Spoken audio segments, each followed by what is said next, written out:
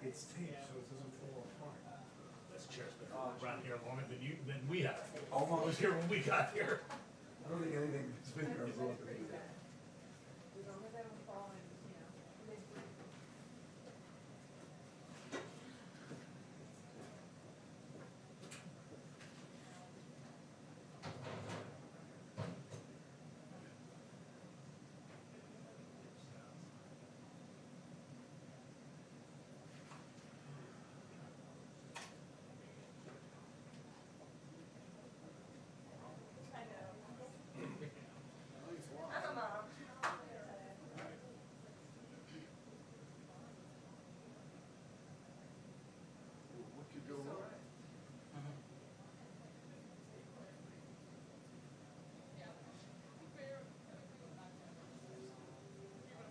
John, do we think we're gonna get the big guy or?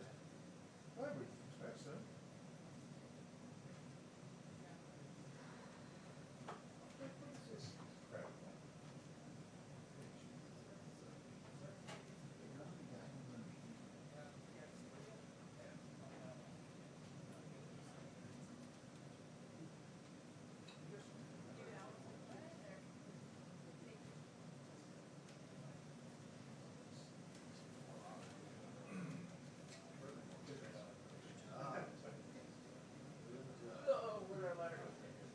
I moved it, Jonathan, it's hanging up. Hang it up. It starts in 4 minutes, what's the rush? Yeah, right. Briefing will now begin at 6 p.m. We got like 30 minutes.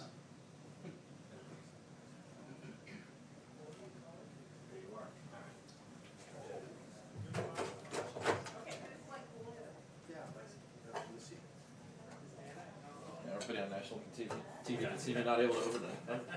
Line. They still got to take the open ladder.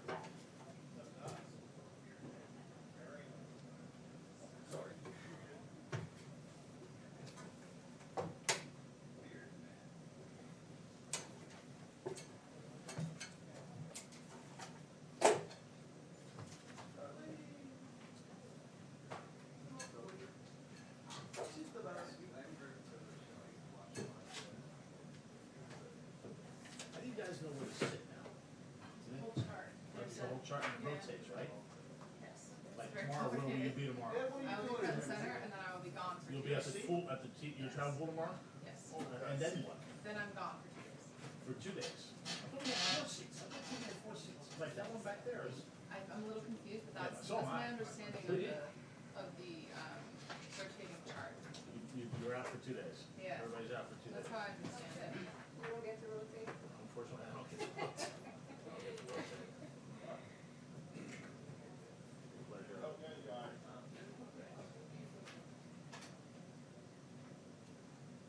Hey, Ed? Ed Lewis? Yeah. Watch and learn. No, it is heavy. Come on, Ed. Watch it, man, and I've noticed.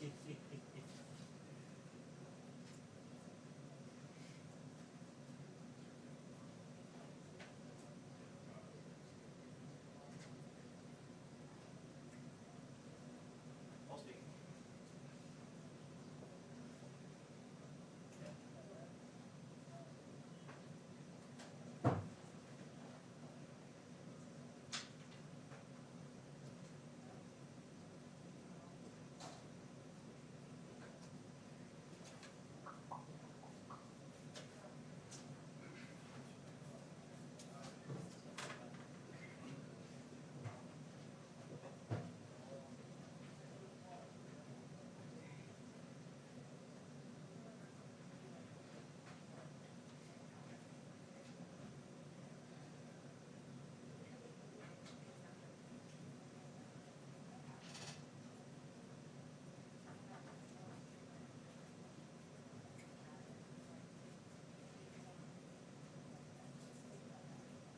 It's the smoke from the fire machines.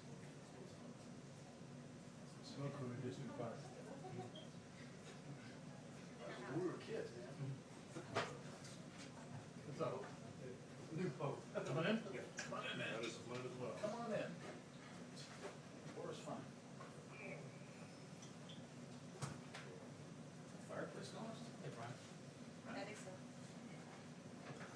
fantastic.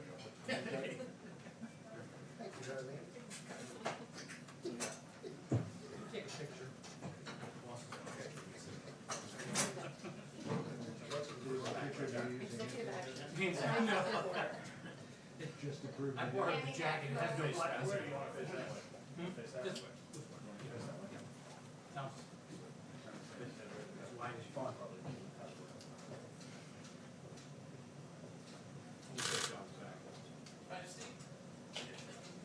You wipe it down?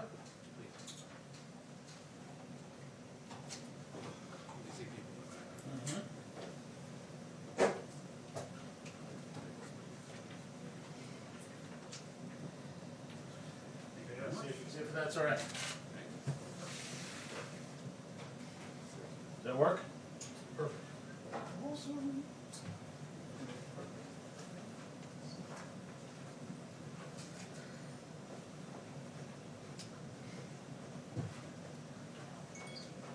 Uh-oh.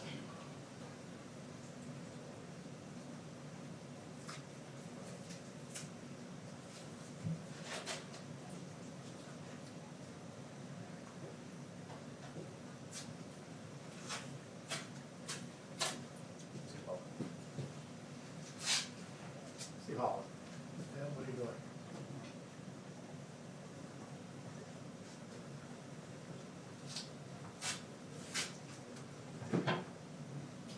Stop bothering me. You wanted to know, I just asked for the tape, the gentleman I who was wants to there. come and honor the craft. Absolutely.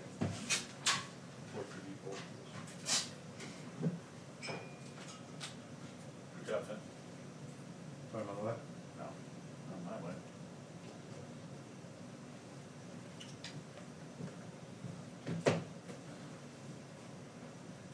Yes, sir. You're not allowed to help John anymore, right, Tim?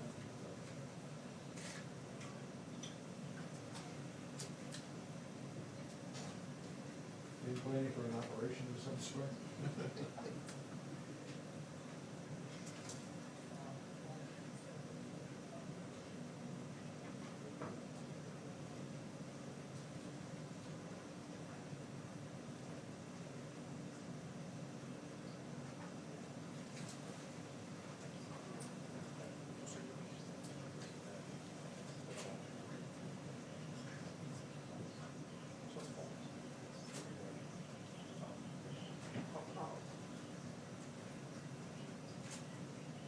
At some point, you ought to take the tension signs off the backs. I like it. Tension. About 2 minutes. That's really hard to listen. You got it. Cuidado. Actor.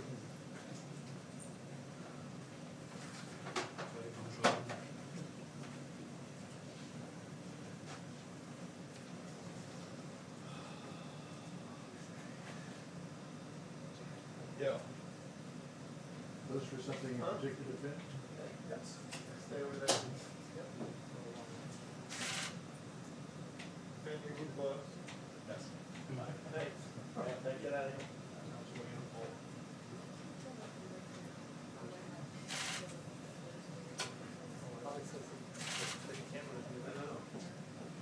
On the Real worked up. side. Oliver.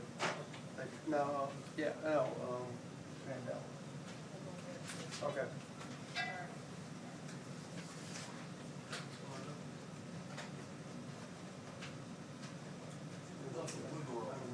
Huh?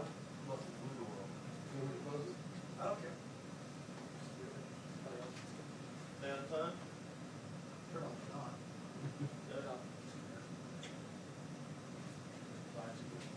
30, 45.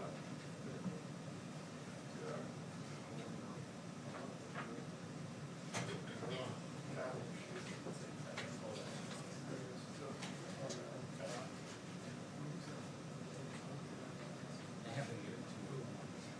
They have not. No? Yeah. They did Oh, what, you yesterday. passed? Yeah, they did. They did yesterday. Yeah, after- Today they did? after late. Yesterday. Oh, Oh, no, you know. oh, yeah, yesterday? It's the practice.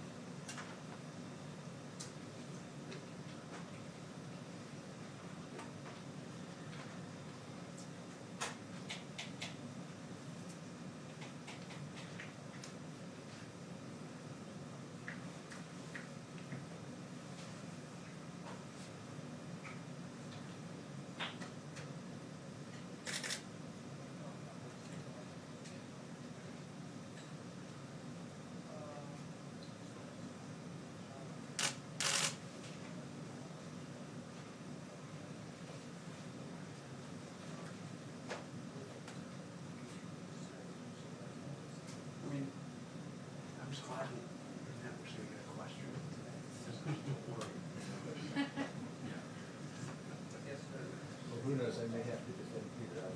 Right.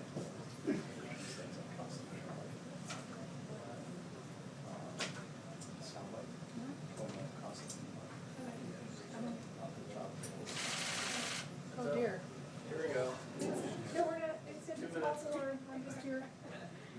No, nothing to be excited about. Coming in? They didn't say too much. I'm gonna say that I think it's 2 minutes. 6 feet. I'm shooting back here for a while. 6 feet. Stop.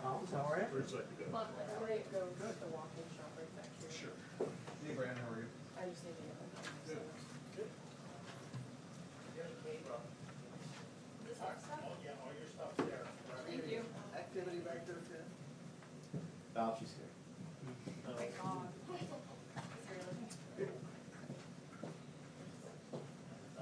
Postal service.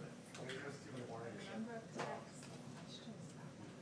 I have a dollar bet that says he doesn't. My mom's best friend literally just get Instagram me asking about that. Constantly. Uber driver, everybody. See, he is a star. He is a star. And then people didn't hear anything about anything else. They knew he wasn't here, they wanted to know why.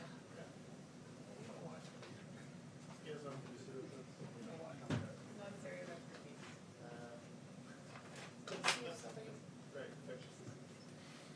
Right, right. We were talking about that stuff yesterday. We were. It wasn't his day, Yeah, it's his yeah. time to stay.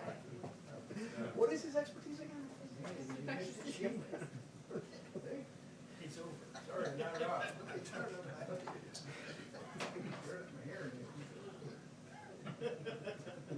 You missed the whole thing, Steve, it's over. Do you mind going right in between here for me?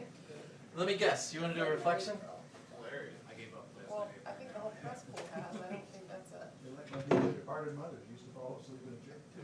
All right, thank you. Sure. No, the desk said, they both heard 2-minute warning, I said, no, unless I'm crazy. Well.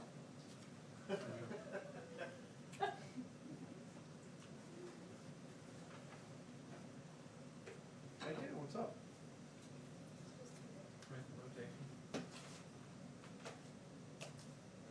No, it's a different room of computers. Oh. So like divvied up the seats. You all good, Tom? Yeah. How you doing? Still here. Good. Can't complain.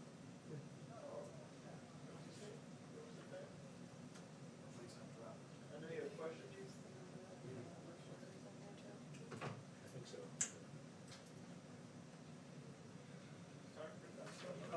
Yeah. Does that silver thing, see this thing that looks like this? Huh? Oh, it gets pulled out, yeah, It's probably all of and them. then pushed down? I'll be at home quarantine tomorrow. Yeah, sometimes it's not. Oh, okay. And then push it back in and it'll lock it. Okay, there you go. Thanks.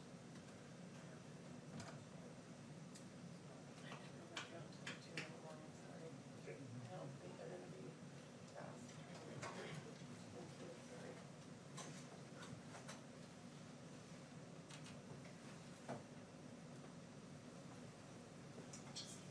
I do, how are you doing? Yeah, when it's closer in the convention. About what? I think so, am I not hearing them for some reason, or? Okay. Hey, New York, 1, 2, 3. I can, how have you been, Mark? Well, not back there. New look, see. See? Rookies, So what you see? that Ed Lewis rookie?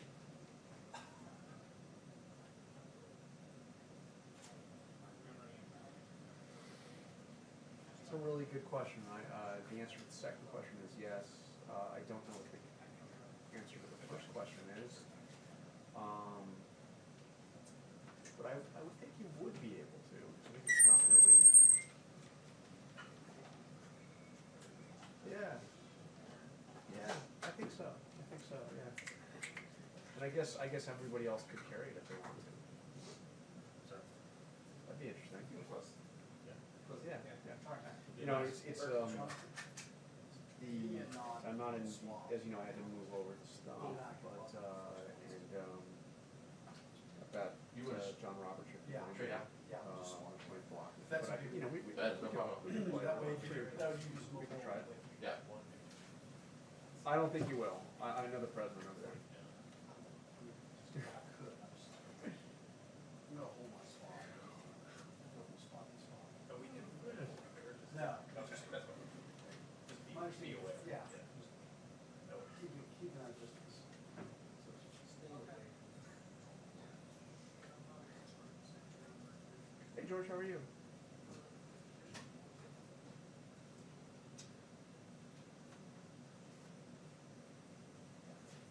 I think it's the latter, which is really something. Do you have any burning questions on him? Yeah. That's exactly it.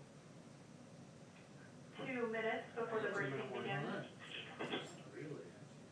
Which have never been exact, as you know.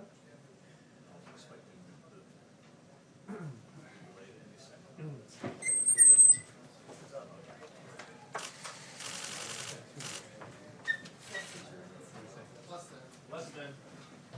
Hello. So, you know, we're in mandated positions now, we stay, we don't. What's up, Larry?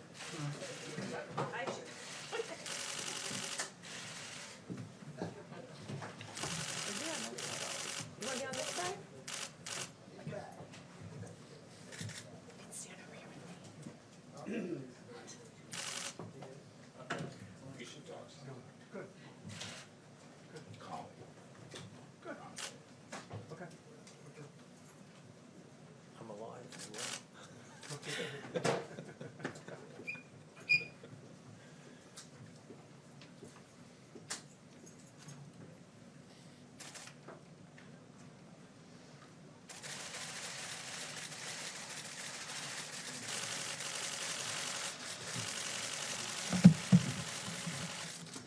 Thank you very much.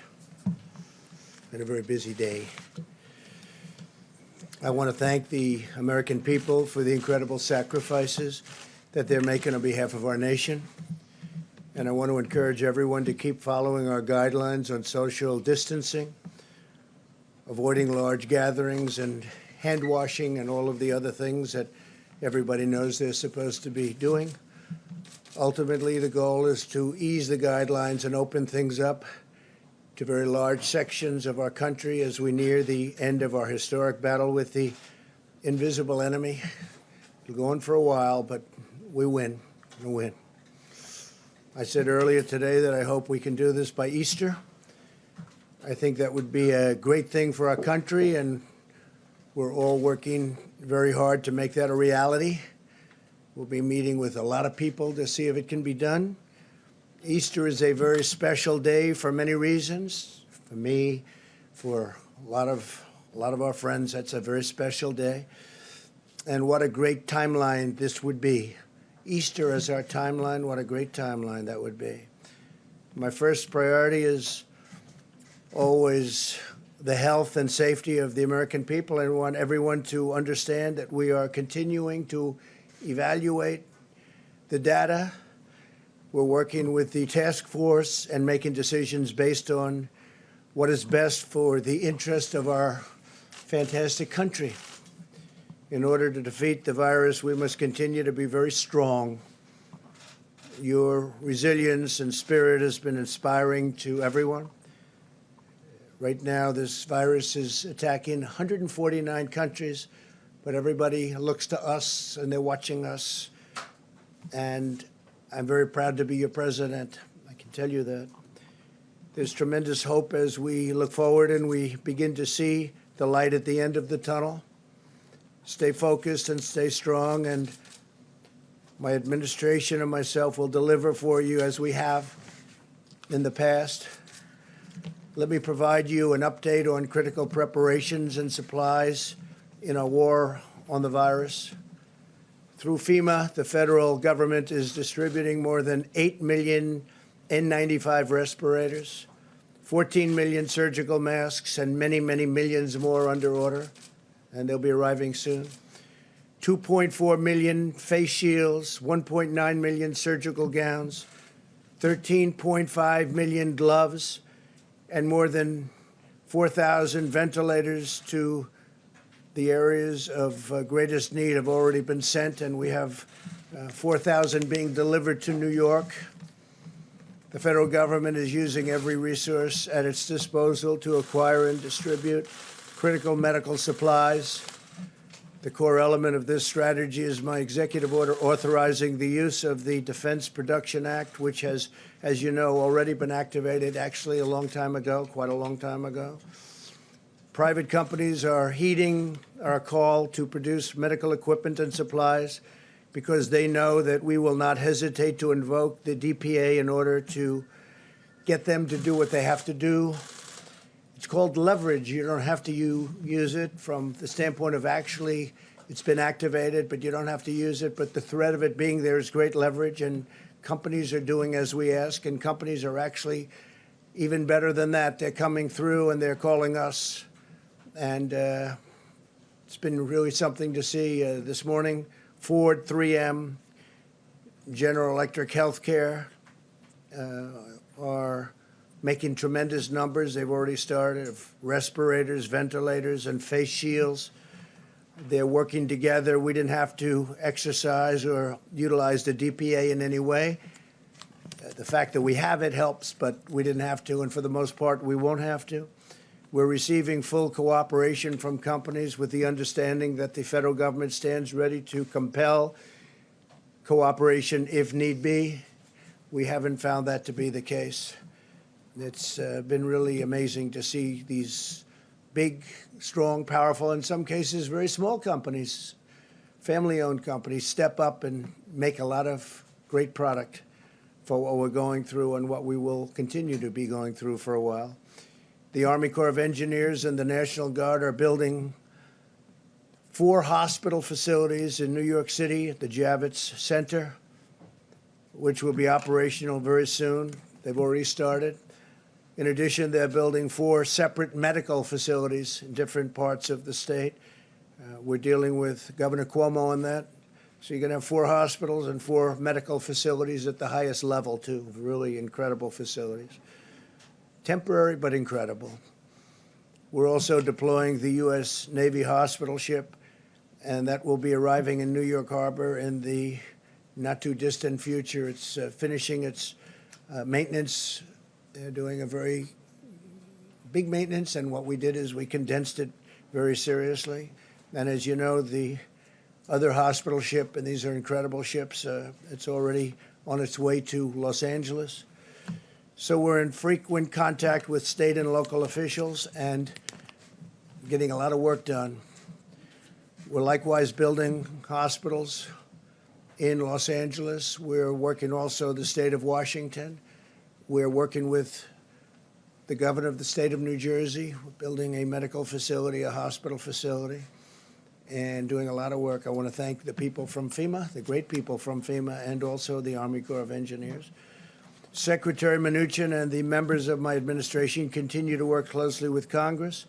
I'm pleased to report that we are working to pass the biggest and boldest financial relief package in American history.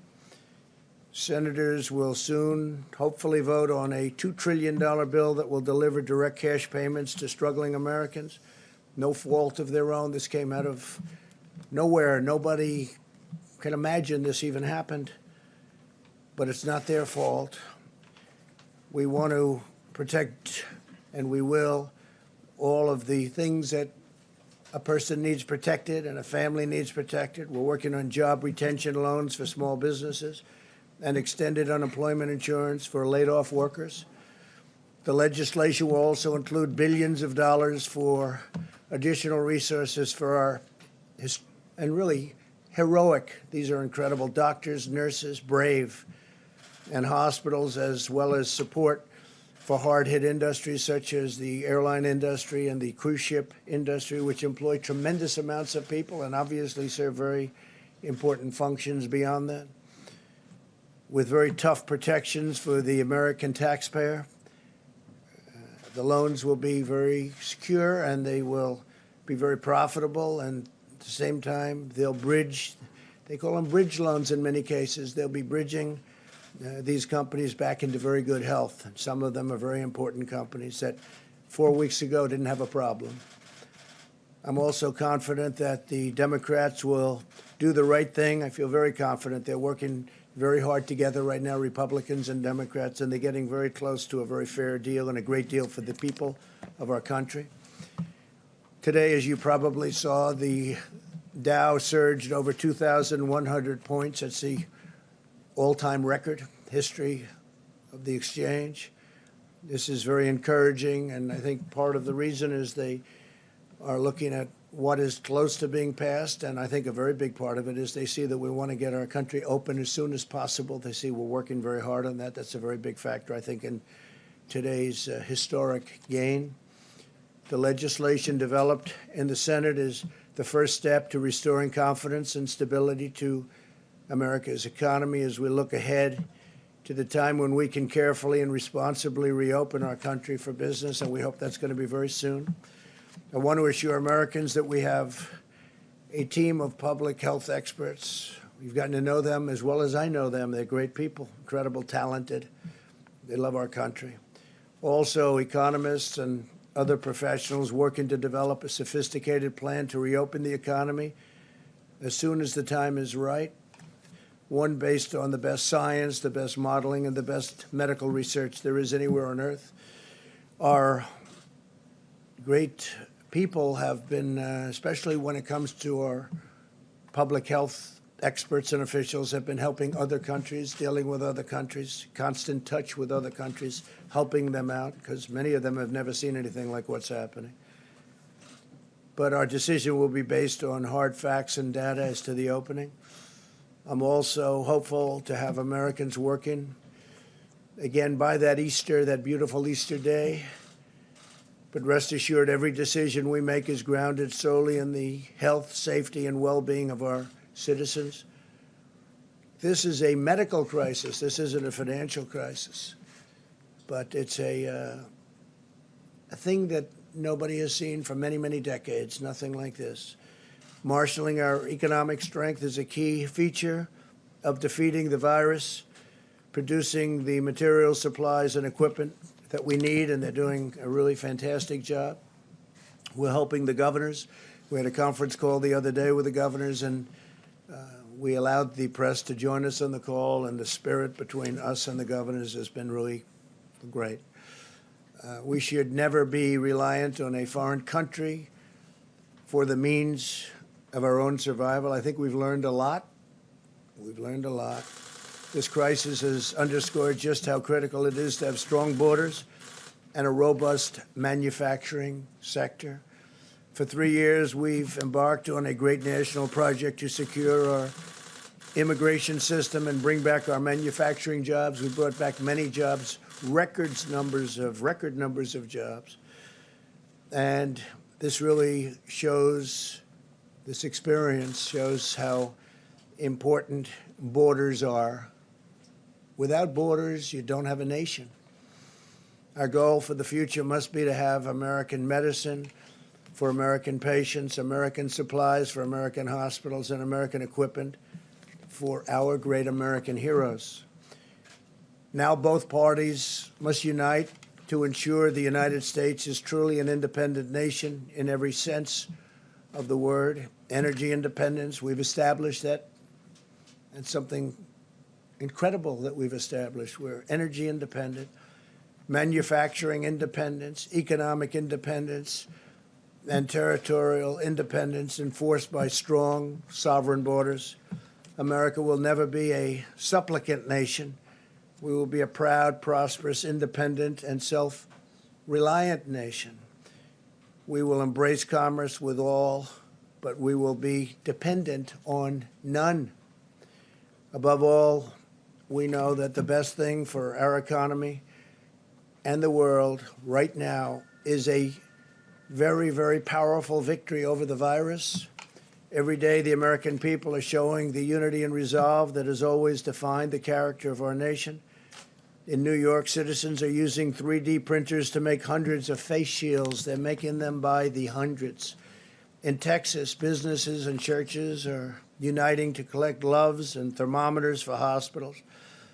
In the selfless actions of our amazing citizens, we're seeing enduring strength of our magnificent nation, a spirit that can never be broken, and a victorious future that can never be denied. It never will be denied. Now, what I'd like to do is perhaps ask a person who has really established herself as maybe the world's great expert on what she does.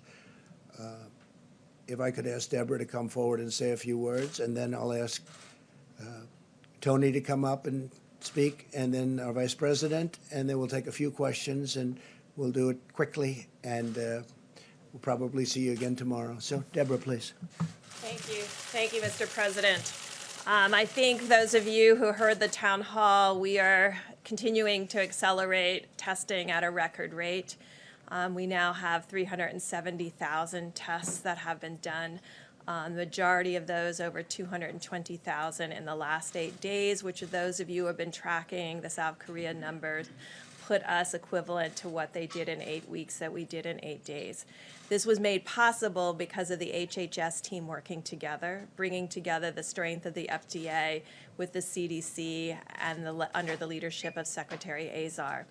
We're very proud of those numbers, but we know that we have to do more, and we continue to accelerate in testing to ensure that those who need the test are tested first and have access. As we talked about yesterday, we're working on the ability for people to take their own sample.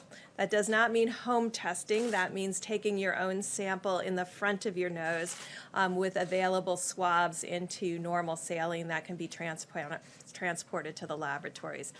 That will allow and free up all of the drive-thrus to be very sparing on PPE, because you'll be able to do that with gloves rather than the full PPE outfits. This will allow for more of that PPE to be dedicated to our hospitals. I think those of you who are tracking this epidemic closely, like I am, you will begin to see that there is encouraging results coming out of Italy. We are impressed by the decreases that are seen in mortality, the number of people succumbing to this illness, and the number of new cases. Our new cases will continue to surge because we're still working on our backlog, although we will be in touch with the laboratories after this press conference to really find out how many are still in backlog and how many were run in the last 24 hours. Until we can get into a 24-hour cycle, we're going to have disproportional number of new cases compared to the actual new cases, and we will let you know when we've reached that equilibrium. Finally, and I know Dr. Fauci will talk about this further, we remain deeply concerned about New York City and the New York metro area. About 56% of all the cases in the United States are coming out of that metro area, and 60% of all the new cases are coming out of the metro New York area, and 31% of the people succumbing to this disease. It means, because they still are at the 31% mortality compared to the other regions of the country, that we can have a huge impact if we unite together. This means, as in all places, they have to be following the presidential guidelines that were put out 8 or 9 days ago, and this will be critical. But to everyone who has left New York over the last few days, because of the rate of the number of cases, you may have been exposed before you left New York. And I think, like Governor DeSantis has put out today, everybody who was in New York should be self-quarantining for the next 14 days to ensure that the virus doesn't spread to others, no matter where they have gone, whether it's Florida, North Carolina, or out to far reaches of Long Island. We are starting to see new cases across Long Island that suggest people have left the city. So this will be very critical that those individuals do self-quarantine in their homes over these next 14 days to make sure they don't pass the virus to others based on the time that they left New York. So if they've already are 4 days out, then it's just 10 more days. So I thank you if you help get that message out to others. Dr. Fauci? Thank you very much, Mr. President. Deb. I want to just talk very briefly about 2 or 3 things. First, the issue of testing. and how that has really changed the complexion of the approach that we're going to be able to take. Testing was an issue. We had many questions of testing in this room for a number of times. Now that we literally have hundreds and hundreds of thousands of testing out there, there are a few things that we can do with that. One of the things is that when we make policy about what we're going to be doing with the rest of the country, particularly those areas that are not hot spots, we need to know what the penetrance of infection is there. So we need to put a light on those dark spots that we don't know. We have to act policy-wise on data, and we're going to be getting more data, a lot more data. The other thing is that the areas of the country that are not hotspots, that are not going through the terrible ordeal that New York and California and Washington State are going through, they still have a window of significant degree of being able to contain. In other words, when you test, you find somebody, you isolate them, you get them out of circulation, and you do the contact tracing. When you have a big outbreak, it's tough to do anything but mitigation. We have an opportunity now that we have the availability of testing to do that.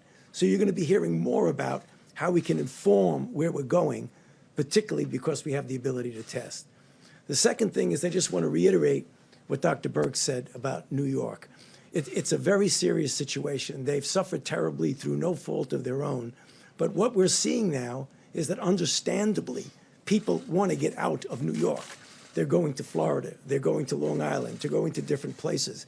The idea, if you look at the statistics, it's disturbing. About 1 per 1,000 of these individuals are infected. That's about 8 to 10 times more than in other areas, which means when they go to another place, for their own safety, they've got to be careful, monitor themselves. If they get sick, bring it to the attention of a physician, get tested. Also, the idea about self-isolating for 2 weeks will be very important because we don't want that to be another seeding point to the rest of the country wherever they go. And then thirdly, just one comment about drugs and the testing of drugs. You know, you heard yesterday about drugs being out there that physicians on an off-label way can prescribe it to give people hope of something that hasn't been definitively proven to work, but that might have some hope. I don't want anybody to forget that simultaneously with our doing that, we're also doing randomized clinical trials on a number of candidates. You've heard about candidates, but there are others in the pipeline where we'll be able to design the study, and over a period of time, particularly since we have so many infections, we'll be able to determine definitively, are these safe and are they effective? We're talking about remdesivir, other drugs, immune sera, convalescent sera, monoclonal antibodies. All of these are in the pipeline now, queuing up to be able to go into clinical trial. So I'll stop there and talk. Thank you, Tom. Good job. Larry, how about just a quick few minutes on how we're doing over at the Hill? Thank you, sir. We're gaining great progress on this Phase 3 legislation. Negotiations continue. We've had continued reports. I've been up there with Secretary Mnuchin. Secretary Mnuchin continues today with Chief of Staff Mark Meadows, checking in with the President. They're getting closer and closer. They expect to vote as soon as possible. I just want to walk through a couple of key points. This legislation is urgently needed to bolster the economy, provide cash injections and liquidity, and stabilize financial markets to get us through a difficult period, a difficult and challenging period in the economy facing us right now, but also to position us for what I think can be an economic rebound later this year. We started the year very strong, and then we got hit by the coronavirus in ways that probably nobody imagined possible. We're dealing with that as best we can. This package will be the single largest Main Street assistance program in the history of the United States. The single largest Main Street assistance program in the history of the United States. Phase 2 delivered the sick leave for individuals, hourly workers, families, and so forth. Phase 3, a significant package for small businesses. Loan guarantees will be included. We're going to take out expenses and lost revenues. As the President said, eligibility requires worker retention. We will maintain, the people eligible will maintain their payrolls during this crisis period. And on top of that, we will have direct deposit checks of roughly $3,000 for a family of four, and that will bridge to enhanced, plussed up unemployment insurance benefits that will essentially take those up to full wages. This is 1, 2, 3, 4. You know, a strong workforce requires strong business. You can't have a job without a business to work for. And the hope here is that the companies that were operating very well at the beginning of the year when the economy was in good shape, we will help them and their employees get through this tough period so they will come out the other side, let's say this later this spring or summer, and will continue their operations. That's the key point. Now, don't forget, there's income tax deferrals for individuals and corporations without interest and penalties. There's student loan interest and principal deferrals without any penalties. And finally, I want to mention the Treasury's Exchange Stabilization Fund. That will be replenished. It's important because that fund opens the door for Federal Reserve firepower to deal a broad-based way throughout the economy for distressed industries, for small businesses, for financial turbulence. You've already seen the Fed take action. They intend to take more action. And in order to get this, we have to replenish the Treasury's emergency fund. It's very, very important. Not everybody understands that. That fund, by the way, will be overseen by an oversight board and an inspector general. It will be completely transparent. So the total package here comes to roughly $6 trillion, $2 trillion direct assistance, roughly $4 trillion in Federal Reserve lending power. Again, it will be the largest Main Street financial package in the history of the United States. Liquidity and cash for families, small business, individuals, unemployed, to keep this thing going. We're heading for a rough period, but it's only going to be weeks, we think. Weeks, months, not going to be years, that's for sure. And hopefully pave the way for continued economic recovery after this crisis departs. Thank you, sir. Thank you. I've been hearing that voice for so many years, like 30 years or more maybe, and it's a great voice and it's a great man. So Larry Kudlow, thank you very much. I want to say that that package, and we went over parts of it, but pretty big parts, it really sets us up to, I think, even supersede where we were a month ago. I think we can get up there quickly, and I think it allows us to supersede. It allows us to help these great companies that need help, like Boeing, which is, had a problem, and then on top of that problem, it had the virus come in. But we'll be helping Boeing, we'll be helping the airlines, we'll be helping the cruise lines, we'll be doing a lot of things, and the money will all come back to us, and it'll come back to us in a very strong form. And before we take some questions, I'd like to ask our great Vice President to say a few words, if you would, Mike, please. Thank you, Mr. President. The White House Coronavirus Task Force met again today. And on behalf of the President of the United States, everyone on our team, I know state leaders, let me just say thank you, America. People across this country, businesses large and small, are responding to the threat of the coronavirus in ways that are deeply inspiring. People are acting on the President's 15 days to slow the spread, and it is making a material difference. Our experts standing beside us told us that if every American, regardless of whether you're in an area that's impacted by an outbreak of the coronavirus or not, if every American would embrace these guidelines, that we could significantly reduce the number of Americans that would contract the coronavirus and protect the most vulnerable. And as the President reflected earlier, tens of millions of Americans are doing just that, and we're grateful. The focus of our task force, of course, is to slow the spread, to promote mitigation strategies.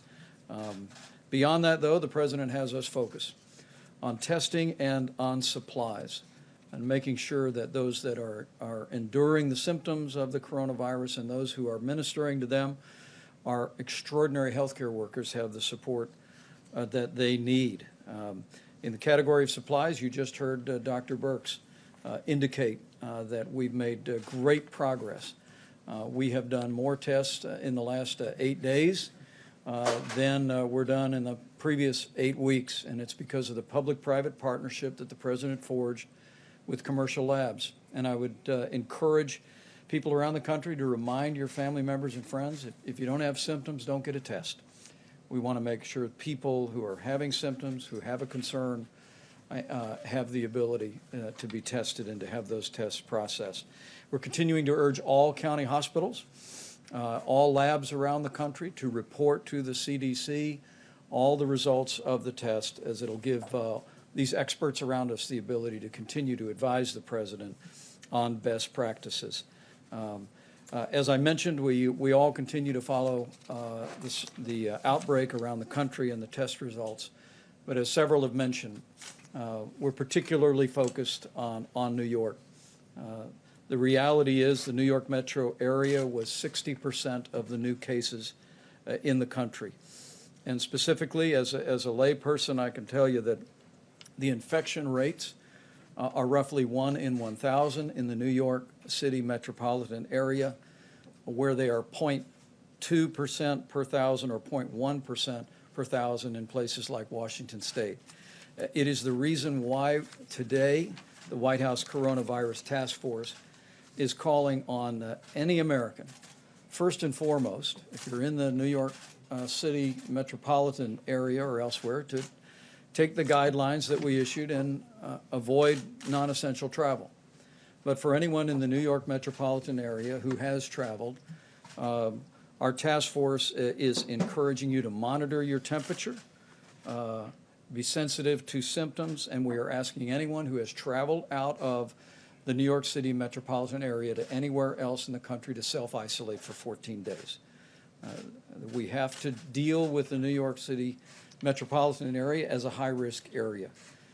And for that reason, we're taking these steps and asking for the cooperation of the American people. Because of the spread in New York City, we will continue to surge resources. The President has described this. FEMA is coordinating with New York State for the arrival of the USS Comfort in just a matter of a few short weeks. Over the next 24 hours, more than 4,000 additional ventilators will be delivered to New York State as well. New York State has prioritized 3 alternative medical facilities, and at the President's direction, the Army Corps of Engineers is working on plans to build those facilities out. You've heard the President speak about the Javits Center, the addition of 1,000 beds, and we'll continue. I want the people of New York City and the greater New York City area to know that we're with you. We're going to continue to provide resources to support your state and local officials as they confront the spread of the coronavirus in that great city. On the subject of supplies, we had team meetings today at FEMA, which is working on identifying the critical personal protective equipment and ventilators. At this point, FEMA informs us today that they are distributing 7.6 million N95 respirator masks, more than 14 million surgical masks, and FEMA has already shipped 73 pallets of personal protective equipment to New York, 36 pallets of personal protective equipment to the state of Washington. We'll be meeting again tonight. As you know, the President stood FEMA's National Response Center up, and they are in the lead for the approach to the coronavirus, which is locally executed, state managed, and federally supported. And we'll continue to surge those resources and make sure that they're available. One last word, if I may. The President reflected on the response businesses around the country have brought to this moment. It truly is extraordinary. The President did initiate the Defense Production Act last week, but as the President has reflected many times, we will use the Defense Production Act if we need it to mandate production of critical supplies. But so far, no one has said no. And in fact, we see industries stepping up. The President mentioned Ford Motor Company working with 3M and GE Health to expand production of medical supplies. We heard that McDonald's is now offering curbside delivery to truckers who are unable to use the drive-through to pick up a Big Mac. And I spoke today, and the President spoke last week with Tim Cook of Apple, and at this moment in time, Apple went to their storehouses and is donating 9 million N95 masks to healthcare facilities all across the country and to the national stockpile. There is a level of generosity that I know is inspiring to the President, and it's truly inspiring to all of us who are working on the White House Coronavirus Task Force. The President's made it clear that he hopes, in weeks, not months, to be able to open up the country. But let me make one last encouragement to every American. We will get to that day quicker if every American will put into practice the President's coronavirus guidelines for our nation. 15 days to slow the spread. If every American will do this, I have no doubt that we will slow the spread, we will protect our most vulnerable, and we will heal our land. Thank you, Mr. President. Mr. President, you just reiterated that you hope to have the country reopened by Easter. You said earlier you would like to see churches packed on that day. My question is, you have two doctors on stage with you. Have either of them told you that's a realistic timeline? I think we're looking at a timeline. We're discussing it. We had a very good meeting today. If you add it all up, that's probably 9 days plus another 2.5 weeks. It's a period of time that's longer than the original 2 weeks. So we're going to look at it. We'll only do it if it's good, and maybe we do sections of the country. We do large sections of the country. That could be too. But we're very much in touch with Tony and with Deborah on everything we're doing. Who suggested I that just day? thought it was a beautiful time. To be a beautiful time, a beautiful timeline. So that was It's a based great on day. any of the data? It was based on a certain level of weeks from the time we started, and it happened to arrive. Actually, we were thinking in terms of sooner. I'd love to see it come even sooner, but I just think it would be a beautiful timeline. John? Mr. President, if you look at what we've just seen in the last day or so, you've seen the number of known coronavirus cases in the country double in just 2 days. Another 95 people have died just in the last 24 hours. New York's governor is saying this is spreading like a bullet train across the country, and the governor of Louisiana is saying that his state may not be able to handle the cases that they're facing by early April. So what are you seeing in all of this that leads you to think that we could reopen by Easter or even earlier? Sure. We're working with all of them.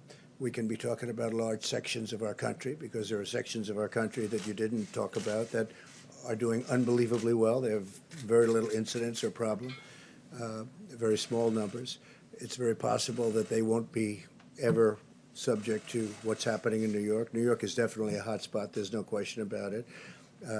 And you know what we're doing in New York to try and help. And I think we're doing an incredible job. We're going to have the hospitals up quickly, the medical centers also quickly. But we'll just have to see. We have to follow it. We have to see. We're going to look at that curve. We're going to see when it starts coming down. And we'll do the best job that can be done. John, please. Question for you, Mr. President, Dr. Fauci, if we could. Just when looking at this idea of an Easter timeline, and I don't know that's probably flexible, what are the metrics by which you will make the decision as to whether you can say, yes, we can open up this area of the country, or no, we can't open up that area? I mean, will you be looking at disease numbers? Will you be looking at possible containment, isolation? I think we'll be looking at a lot of things. We'll also be looking again at very large portions of our country, and I will be guided very much by Dr. Fauci and by Deborah and by some of the other professionals that work with both of you, and we're going to see what will be. But that would certainly be, I think that's a goal that perhaps can happen, or at least for a very large portion of our country. Dr. Fauci, since, as the President said, you and Dr. Birx and others will be guiding him in making the decision, where are you now with this timeline of 19 days from now? So, I mean, that's really very flexible. We just had a conversation with the President in the Oval Office talking about, you can look at a date, but you got to be very flexible. And on a literally day-by-day and week-by-week basis, you need to evaluate the feasibility of what you're trying to do. And, John, you asked for, what kind of metrics, what kind of data. When you look at the country, I mean, obviously, no one is going to want to tone down things when you see what's going on in a place like New York City. I mean that's just, good public health practice and common sense. But the country is a big country, and there are areas of the country, and I refer to this in my opening remarks, that we really need to know more about what the penetrance is there. So if we do the kind of testing what we're doing, and testing will always be associated by identification, isolation, and contact tracing, and you find after a period of time that there are areas that are very different from other areas of the country, you may not want to essentially treat it as just one force for the entire country. but look at flexibility in different areas. So I think people might get the misinterpretation. You're just going to lift everything up, and even somebody's going like that. That's not going to happen. It's going to be looking at the data. And what we don't have right now, that we really do need, is we need to know what's going on in those areas of the country where there isn't an obvious outbreak. Is there something underneath the surface that says, wait a minute, you better be careful and really clamp down? Or what looks there that you don't really have to be as harsh as you are in other areas. So it's looking at information that up to this point, John, we never had. So it's a flexible situation. So is New York becoming R1? Is New York becoming the epicenter? Well, it certainly is by far the, if you call it hot, if you call it any word you want to use, it is at a level that, I was speaking to Tony before, it's a level that no place else is close. It's very unfortunate. You know, one of the things that's happened that we've done, I think, a really good job on, I think that it's something special what's happened is, I learned from Dr. Birx a little while ago when she said, I learned it actually this afternoon, in 8 days, because we kept hearing about South Korea, and they had a very tough time at the beginning, if you remember. In 8 days, we're doing more testing than they've done in 8 weeks. That's a tremendous turn. And with our testing, it's going exponentially. It's going up, up, up every day. So we're going to be able to do things with this very highly sophisticated testing. And it's also, the test itself is considered the best test. So on top of doing now more than anybody else, we have a very high-quality test. That makes a big difference. It also makes a big difference even in terms of opening, because we're going to see those areas like the hot spots. But New York City definitely is a very hot spot. Steve? When you talk about areas that you could open up, what specifically are you looking at? What states? Are you talking about out west? Well, or you can Midwest talk or about South? Where the exactly? Farm Belt. Take a look at the Farm Belt. Take a look at areas out west. Look at big sections of Texas. I was talking to the great governor of Texas. They've done a fantastic job out there, but they have very big sections of Texas where, you know, it's like numerous states, frankly.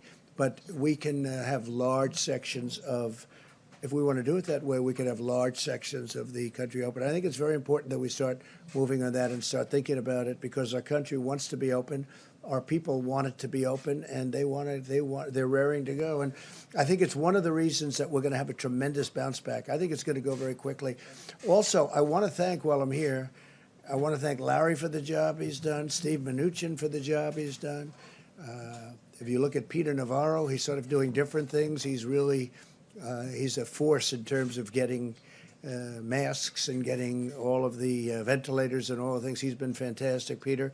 But I also want to thank Congress, because whether or not we're happy that they haven't quite gotten there yet, they have been working long hours. I'm talking Republicans and Democrats, all of them. The House, the Senate. I want to thank Congress because they are really trying to get there, and I think they will. And I'll see you all tomorrow. Thank you very much. Did you give Governor Cuomo a heads up, Mr. President, about the quarantining for people who left New York? Did you give Governor Cuomo a heads up about quarantining people? We're talking to them about it. Did you ask South Korea for that? What are you asking for, Mr. President? Is it wise to pack churches on Easter? It takes one person to contaminate a whole county. Hey, Larry? Larry? Anytime you want to.